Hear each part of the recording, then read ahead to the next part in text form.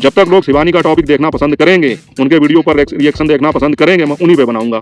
और साथियों, मेरी एक बहुत ही पुरानी आदत है कि मुझे जिस काम के लिए मना किया जाता है तो वो काम तो फिर मैं जरूर करता हूँ। तो मुझे लगता है कि सामने वाला जो मुझे मना कर रहा है, ये होता कौन है? मुझे हुक्म देने वाला कि मुझे क्या करना है क्या नहीं करना है। अंतिम बार मेरे वीडियो पे कमेंट करके बता देना आप लोग। थंबनेल तो आप लोगों ने देख ही लिया होगा।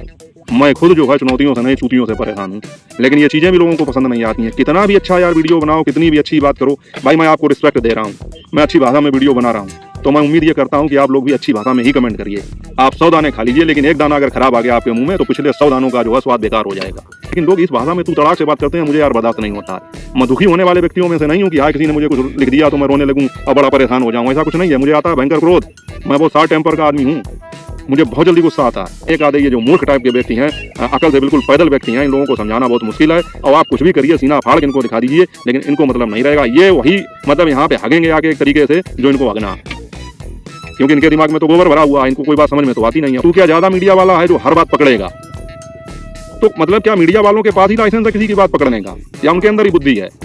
मुझे तो लगता है तुम्हारे अंदर दिमाग के अंदर भूसा भरा है बिल्कुल। तो यार अब तुम लोगों को खुश करने के लिए हर समय मैं चापलूसी तो नहीं करूंगा तुम्हारी। सही को सही और गलत को गलत ही बोलूंगा, गलत को भी सही बोलूंगा, ये तो मेरे बस की बात नहीं है।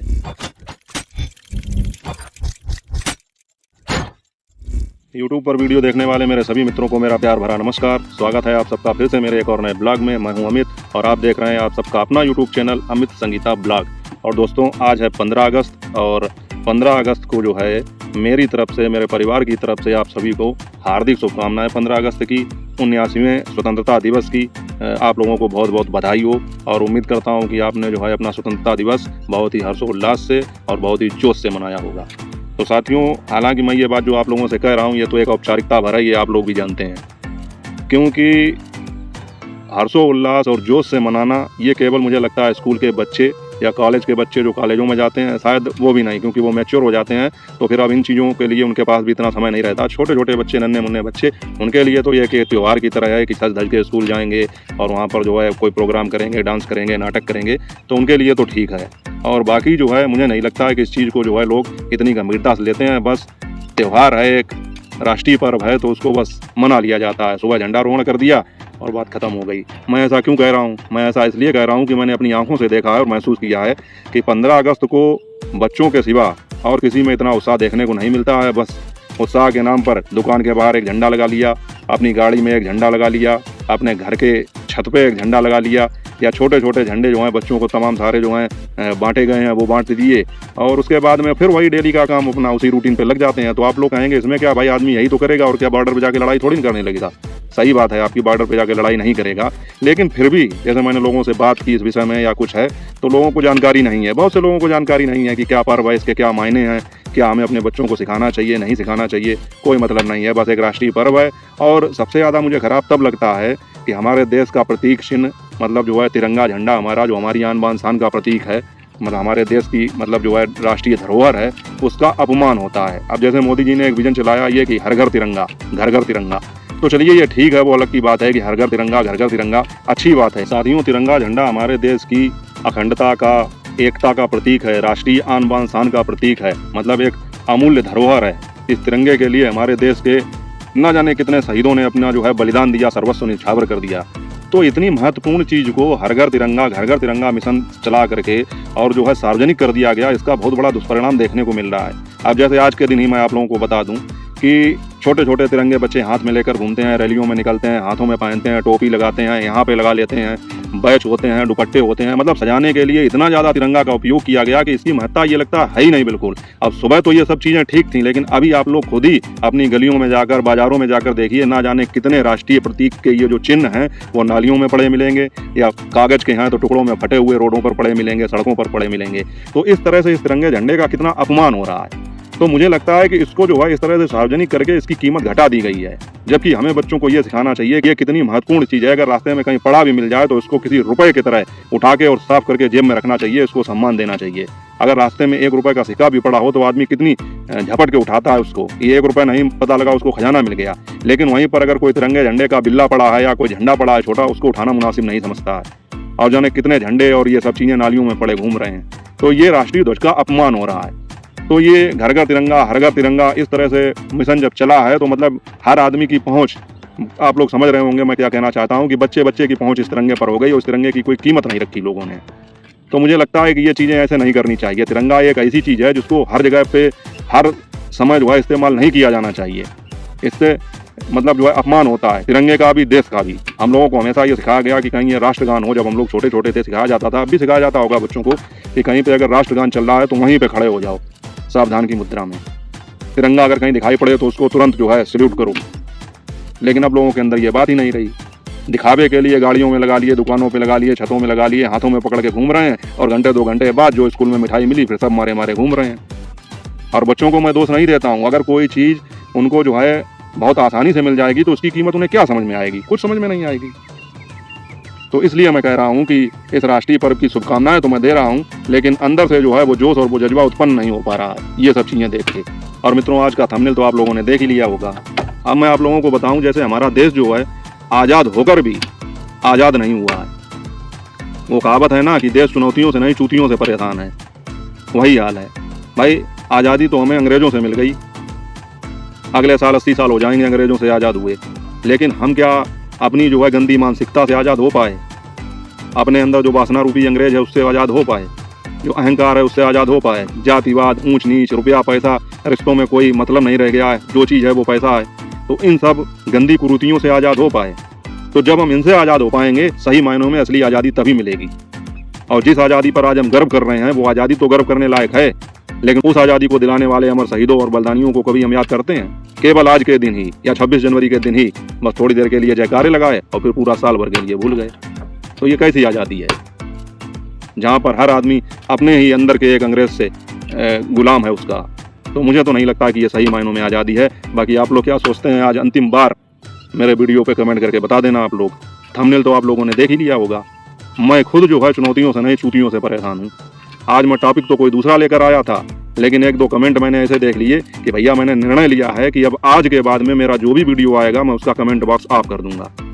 कारण ये नहीं है कि मैं कमेंटों से डरता हूँ, कारण ये है कि मुझे लगता है कि यूट्यूब पर इस समय अगर कोई संयमित, मर्यादित और अच्छी भाषा में, लोगों को शिक्षा देने वाली भाषा में, जिसके वीडियो बच्चे, बूढ़े, जवान हर लोग देख सकते हैं, इस तरह का अगर कोई वीडियो बनाता है तो मुझे लगता है मैं ही बना रहा हूँ फिलहाल अपने सर्किल में।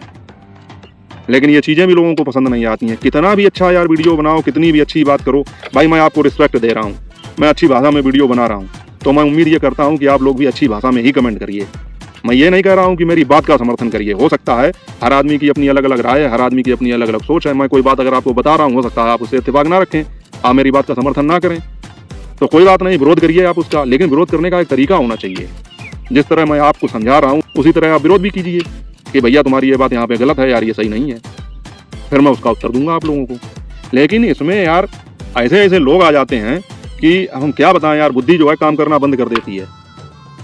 उदाहरण के लिए अगर आप अच्छे अच्छे पकवान खाएं, बढ़िया बढ़िया मिठाइयाँ खाएं, रसमलाई, मलाई चाप, काजू कतली, बर्फी, पेड़ा, लड्डू, अच्छी अच्छी चीज़ें खाएं, लेकिन उसके बाद में जो है कहीं से नींबू का कोई टुकड़ा आपके मुंह में आ जाए तो सारी मिठाइयों का स्वाद खराब हो जाएगा। सर्दियों के दिनों में आप बढ़िया जो है हरी चटनी के साथ अच्छी अच्छी मूंगफली खाएं, मज़ा आ जाता है उसको खाने में। आप 100 दाने खा लीजिए, लेकिन एक दाना अगर खराब आ गया आपके मुंह में तो पिछले 100 दानों का जो है स्वाद बेकार हो जाएगा। ठीक उसी तरह से आप लोग इतने अच्छे अच्छे, इतने प्यारे प्यारे, इतने बढ़िया बढ़िया कमेंट करते हैं, लेकिन उसमें एक आधा मूर्ख, एक आधा जो है बेवकूफ़ आदमी मैं कहूँगा ऐसा आ जाता है कि वो पूरा जो है दिमाग का दही कर देता है, मूड का सत्यानाश कर देता है। तो इसलिए मैंने अब ये निर्णय लिया है कि अपने दिमाग को जो है संतुलित रखने के लिए, क्योंकि भैया मैं ऐसा नहीं हूँ, कमेंट सब पढ़ता हूँ, सब देखता हूँ, सबके रिप्लाई देता हूँ, लेकिन कोई चीज़ अगर मेरी पसंद नहीं आ रही है तो उसको आप उसी भाषा में बताइए ना। लेकिन लोग इस भाषा में तू तड़ाक से बात करते हैं, मुझे यार बर्दाश्त नहीं होता है। मैं दुखी होने वाले व्यक्तियों में से नहीं हूँ कि हाँ किसी ने मुझे कुछ लिख दिया तो मैं रोने लगूँ और बड़ा परेशान हो जाऊँ, ऐसा कुछ नहीं है। मुझे आता है भयंकर क्रोध, मैं बहुत शार्ट टेम्पर का आदमी हूँ, मुझे बहुत जल्दी गुस्सा आता है। पता नहीं कैसे मैं इतनी सीमित भाषा में जो है वीडियो में बात करता हूँ, हालांकि स्वभाव मेरा यही है, लेकिन गुस्सा मुझे बहुत जल्दी आता है। तो जब इस तरह के कोई भी कमेंट मैं देखता हूँ तो मुझे फिर दिमाग बिल्कुल आउट हो जाता है। तो उसके लिए मैंने ये सोचा है कि अगर कोई चीज़ हमें पसंद नहीं आती है या कोई बात हमें पसंद नहीं आती है तो हमें उससे दूरी बना लेनी चाहिए, उस चीज़ से या उस बात से। तो जब 100 लोग बढ़िया कमेंट कर रहे हैं, अच्छे कमेंट कर रहे हैं, उनसे बहुत खुशी होती है, लेकिन अगर एक कमेंट गलत आ जाता है, कहते हैं ना कि एक मछली पूरे तालाब को गंदा कर देती है, तो बेचारे वो जो 100 लोग कमेंट करते हैं उनके भी कमेंट सब बेकार हो जाते हैं, उनका जो है मतलब किया कराया सब बेकार हो जाता है। तो मैं उन सभी लोगों से हाथ जोड़ के माफ़ी मांगता हूँ जो मुझे अच्छे अच्छे कमेंट करते थे। आज के बाद मैं अपने वीडियो का कमेंट बॉक्स बंद कर दूंगा। क्योंकि आप लोग तो बहुत अच्छे कमेंट करते हैं, लेकिन एक आधे ये जो मूर्ख टाइप के व्यक्ति हैं, अकल से बिल्कुल पैदल व्यक्ति हैं, इन लोगों को समझाना बहुत मुश्किल है। और आप कुछ भी करिए, सीना फाड़ के इनको दिखा दीजिए, लेकिन इनको मतलब नहीं रहेगा। ये वही मतलब यहाँ पे हगेंगे आके एक तरीके से जो इनको हगना है, क्योंकि इनके दिमाग में तो गोबर भरा हुआ है, इनको कोई बात समझ में तो आती नहीं है। उदाहरण के लिए मैं अभी बता दूं, मैं आया था कोई दूसरे टॉपिक पे बात करने, लेकिन मैंने वो कमेंट देखा तो फिर दिमाग एकदम आउट हो गया। मैं आज नाम लेकर बताऊंगा, मैंने 2 कमेंट देखे और मेरी बुद्धि खराब हो गई। क्यों, मैंने अभी कल एक वीडियो डाला था जिसमें मैंने आप लोगों को बताया था कि शिवानी ने जो है अपनी जीजा को जो दुकान कराई थी वो दुकान बंद कर दी। तो उस वीडियो में मैंने एक बात कही थी, मैंने ये कहा था कि वहाँ पर जो है शिवानी ने अपने जीजा से जब वो झगड़ रही थी तो वहाँ पर ये एक बात ये कही थी कि मैं अपनी दीदी को जो है टाइम पर तनख्वाह दे देती हूँ। तो वो चीज़ थोड़ी मुझे समझ में नहीं आई, तो उसके लिए आप लोगों ने बहुत अच्छे अच्छे कमेंट करके ये बात बताई। मुझे भी लगता है आपकी बात सही है कि यही बात होगी। मेरे दिमाग में ये था कि जब वो सब तरह के खर्चे करती हैं तो तनख्वाह की क्या ज़रूरत है, लेकिन वास्तव में वहाँ पर जो है तनख्वाह शब्द का मतलब ये था कि महीने के खर्चे के लिए जो वो रुपए देती होंगी, जैसे हम ही लोग अपने घरों में दे देते हैं। उन्होंने कहा कि चलिए अपने मतलब वाइफ को या माँ को किसी को भी, कि उन्होंने कहा 10,000 5,000 जो है दे देते हैं, या घर के खर्चे के लिए जो भी लगे अलग से पैसे। तो ये चीज़ फिर मेरे दिमाग में भी आ गई कि हाँ असल में ऐसा ही हुआ होगा। वो तनख्वाह शब्द जो है वो वहाँ पर थोड़ा जो है मैं उसको समझ नहीं पा रहा था, तो उससे जो है कन्फ्यूजन हो गई थी। तो बहुत सारे लोगों ने उसको जो है बहुत अच्छे तरीके से बताया, समझाया, और मुझे भी लगा बिल्कुल सही बात है। वहीं पर एक आशा बघेल नाम से एक आईडी है, अब ये पुरुष हैं कि नारी हैं मुझे नहीं पता, नाम से तो लगता है कोई स्त्री हैं, आशा बघेल नाम से। अब इन्होंने कमेंट किया कि तनख्वाह का मतलब घर के खर्चे से है, यहाँ तक तो ठीक है। उसके बाद में ये क्या लिख रही हैं, तू क्या ज़्यादा मीडिया वाला है जो हर बात पकड़ेगा। तो मतलब क्या मीडिया वालों के पास ही लाइसेंस है किसी की बात पकड़ने का, या उनके अंदर ही बुद्धि है? मुझे तो लगता है तुम्हारे अंदर दिमाग के अंदर भूसा भरा है बिल्कुल। ये कौन सा तरीका हो गया कि तू क्या मीडिया वाला है बात पकड़ेगा? तुम क्या हो भाई? तुम क्या मेरे मतलब बाप और अम्मा की उम्र की हो जो मुझे इस तरह से बात कर रही हो? अगर लेडीज हो तो तू क्या होता है? और मुझे यही चीज़ें बहुत खराब लगती हैं कि मीडिया वाला है बात पकड़े। मतलब यार शिवानी के लिए मैं वीडियो बनाता हूँ, तो शिवानी के लिए जब मैं वीडियो बनाता हूँ या उनके वीडियो पर रिएक्शन देता हूँ तो मेरा मतलब ये रहता है कि मैं वो हर चीज़ आप लोगों को दिखाऊं जो सही हो। सही को दिखाना मेरी पहली प्राथमिकता है। और मैंने अपने पिछले वीडियो में भी बताया था कि मैं 15 मिनट के वीडियो में 14 मिनट शिवानी के लिए सही बोलूं, लेकिन अगर कहीं पे 1 मिनट अगर कोई मैंने ऐसी चीज़ बताई जो लोगों को लगा कि ये शिवानी के खिलाफ है, भले ही वो सही हो, लेकिन फिर भी 2-4 लोग ऐसे जरूर आ जाएंगे जिनके इतनी मिर्ची लगेगी कि फिर वो मेरे 14 मिनट के वीडियो के पे करे कराए पे पानी फेर देते हैं। तो यार अब तुम लोगों को खुश करने के लिए हर समय मैं चापलूसी तो नहीं करूंगा तुम्हारी।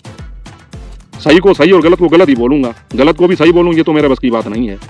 बहुत सारे कॉमन कमेंट आते हैं कि शिवानी के वीडियो के अलावा एक वो ऋतु कश्यप नाम से एक आईडी है कि और कोई काम नहीं है उसके ही वीडियो बनाते हो, तो क्यों ना बनाऊं मैं उसके वीडियो? तुमसे लाइसेंस लूं क्या? तुमसे पूछूं मुझे किसके लिए वीडियो बनाना नहीं बनाना है? एक वीडियो बनाने में 4 से 5 घंटे का टाइम लगता है, शूट करने से लेकर एडिटिंग तक में। अब 5 घंटे खर्च करने के बाद में आपके वीडियो पे 100 व्यूज आए, 50 व्यूज आए, और वहीं दूसरे वीडियो पर 1 लाख व्यूज आ जाए, तो किस टॉपिक पे तुम वीडियो बनाओगे अगर मेरी जगह तुम हो तो? जब तक लोग शिवानी का टॉपिक देखना पसंद करेंगे, उनके वीडियो पर रिएक्शन देखना पसंद करेंगे, मैं उन्हीं पे बनाऊंगा। और साथियों मेरी एक बहुत ही पुरानी आदत है कि मुझे जिस काम के लिए मना किया जाता है तो वो काम तो फिर मैं जरूर करता हूँ। तो मुझे लगता है कि सामने वाला जो मुझे मना कर रहा है ये होता कौन है? मुझे हुक्म देने वाला कि मुझे क्या करना है क्या नहीं करना है। मैं 5 घंटे मेहनत करके अगर कोई वीडियो डालता हूँ तो मैं तो ये चाहूंगा कि मेरी हर वीडियो पर लाखों में व्यूज आए। जब मेरे वीडियो 100 व्यूज और 50 व्यूज पर रुक जाते हैं तब तो तुम हमदर्दी दिखाने नहीं आते हो, तब तो तुम ज्ञान देने नहीं आते हो। तो मैं यूट्यूब पर काम अपने लिए कर रहा हूँ कि तुम्हारे लिए कर रहा हूँ? और इन्हीं चूतियों से परेशान होकर मैं जो है अपना कमेंट बॉक्स बंद कर दूंगा। कितना भी अच्छा करो यार, कितना भी अच्छा समझाओ, जैसे वो सीमा बघेल जो ये कह रहे हैं कि तू मीडिया वाला है, तो क्या मीडिया वाला ही बात पकड़ सकता है? मैं नहीं पकड़ सकता हूँ। एक वो कमेंट आता है तेंजिन बॉब, पता नहीं क्या विदेशी नाम है उसका यार, और वो बात भी इसी तरह से करता है। एक मैंने शॉर्ट वीडियो डाला था अभी रक्षाबंधन का, शिवानी का था, कटफ्राम का, जिसमें वो रुपए गिन रही थी, तो उन्होंने गिनती करके बताया कि 7,000 रुपये हो गए। तो मैंने उसमें अपना रिएक्शन ये दिया कि शिवानी चलो ठीक है, बराबर हो गया, नुकसान नहीं हुआ। मेरे कहने का तात्पर्य यह था कि उन्होंने अपनी बहनों को जो है 21-2100 रुपये दिए और 4 बहनों में बांटे, उस हिसाब से 8,000 से ऊपर उनका खर्च हो गया, लेकिन उन्हें वापसी में 7,000 मिला।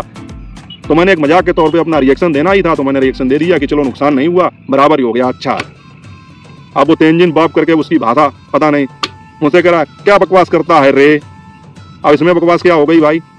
क्या घर में भाई बहन आपस में मजाक नहीं करते? कितने ऐसे वीडियो, कितने ऐसे मीम यूट्यूब पर या सोशल मीडिया पर आते हैं जिसमें बहनें जो हैं केवल ये दिखाती हैं वीडियो के अंदर कि हमारी कमाई होगी रक्षाबंधन पे, या भाई ये दिखाते हैं कि हमारा नुकसान हो गया। तो मैंने उसमें कोई गलत बात कर दी थी क्या? एक वीडियो पर तुम अच्छी बात करोगे, दूसरे पे इस तरह से क्या बकवास करता है रे। ये क्या भाषा है यार? कहाँ तुम अमेरिका में पैदा हुए हो क्या? हिंदुस्तान में पैदा नहीं हुए? तो मैं मूर्खों से परेशान हूँ भाई। जो मुझे अच्छे कमेंट करते हैं, मुझे जो है हौसला देते हैं, प्रोत्साहन देते हैं, उनको मैं प्रणाम करता हूँ आप लोगों से, लेकिन माफ़ी मांगूंगा कि मैं अपना कमेंट बॉक्स अगले वीडियो से बंद कर दूंगा, क्योंकि इस पर ज्ञान देने वाले इतने ज़्यादा लोग हैं फालतू का कि हम बता नहीं सकते हैं। एक तो यार मैं ऐसी भाषा में बात करता हूँ, मतलब इतनी, मुझे लगता है इतना शुद्ध हिंदी का प्रयोग शायद ही कोई यूट्यूबर करता हो। लोग वैसे भी मुझसे कहते हैं ज्ञानी बाबा है, ज्ञान देने चला आता है। मुझे खुद में लगने लगता है क्या मैं वाकई में ज्ञानी बाबा बन गया हूँ इस तरह से वीडियो बना रहा हूँ। जब मैं इस तरह से वीडियो बनाता हूँ तो मेरे वीडियो पर 1000-500 व्यूज आते हैं, और जो गालियाँ देकर आजकल जो वीडियो बन रहे हैं उन पर टाइम नहीं लगता है, घंटे भर में 2000-4000 और शाम तक 10,000 व्यूज हो जाते हैं। क्या फ़ायदा है यार तुम लोगों को अच्छी बात बताने का, ज्ञान देने का, जब तुम लोग देखना ही गाली पसंद करते हो। तो मैं ऐसे मूर्खों, जाहिलों और कम बुद्धि वाले लोगों से परेशान होकर अपना कमेंट बॉक्स बंद कर दूंगा। परेशान का मतलब ये नहीं है कि तुमने मेरा कुछ कर लिया या मैं डर गया या कोई वो हो गई, डरना तो अपने खून में है ही नहीं। परेशान इसलिए कि साली मानसिक परेशानी हो जाती है, सामने कोई आदमी हो तो उसको उस तरह से जवाब दिया जाए। अब ये मोबाइल पे टाइप करके फर्जी आईडी के पीछे तुम कुछ भी लिख के भेज दो, वो साली दिमाग में खटकती है बात। तो इससे परेशान होके मैं अपना कमेंट बॉक्स बंद करूंगा। आज का कमेंट बॉक्स केवल खुला रहेगा, देखूंगा इस पर क्या एक्शन रिएक्शन आता है। बाकी बात तो मैं किसी दूसरे टॉपिक पर करने आया था, लेकिन इन मूर्खों ने जो है मूड खराब कर दिया। तो दोस्तों अब मैं जो है दूसरे टॉपिक पर बात नहीं करूंगा, मैंने सोचा इसी टॉपिक पर बात करूंगा आज। तो एक बार फिर मैं कह रहा हूं कि ये देश चुनौतियों से नहीं चूतियों से परेशान है, और मैं भी। तो आप लोगों का क्या कहना है इस विषय में? आज लास्ट बार कमेंट करके अपनी राय जरूर बताइएगा। चैनल पर नए हो चैनल को सब्सक्राइब कर लेना, वीडियो को लाइक कर देना, शेयर भी कर देना, हाइप के पॉइंट भी दे देना, और कुछ बचा हो तो वो भी कर देना। मिलूंगा जल्दी अगले ब्लॉग में अगले टॉपिक के साथ बिना कमेंट बॉक्स ओपन किए। तब तक के लिए अपना और अपनों का ख्याल रखिए। जय हिंद, वंदे मातरम।